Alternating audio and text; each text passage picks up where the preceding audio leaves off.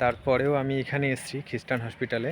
নামমাত্র খ্রিস্টান হসপিটাল, গ্রামের লোকেরা এভাবেই বলে, কিন্তু চিকিৎসা পরিষেবা সবার জন্য। হ্যালো, আমি আজকে হসপিটালে এসেছি ডাক্তার দেখানোর জন্য।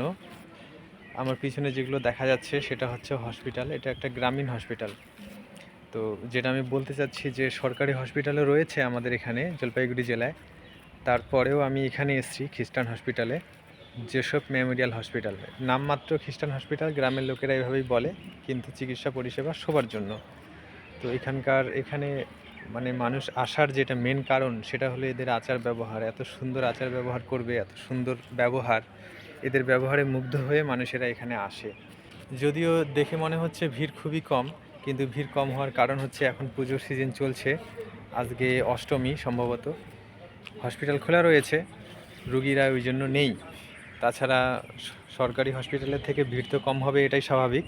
আর এখানে মানুষের আসার মেন উদ্দেশ্য যেটা, সেটা হচ্ছে এদের আচার ব্যবহার আর এদের আচরণ সাধারণ মানুষ খুবই পছন্দ করে। এই জন্যই এখানে মূলত মানুষেরা আসে। আমার আজকে দ্বিতীয় দিন। এর আগের দিন এসেছিলাম, ডাক্তার দেখিয়ে গিয়েছিলাম। আজকে একটা রিপোর্ট করতে দিয়েছে, রিপোর্টটা করে আমি আজকে এলাম।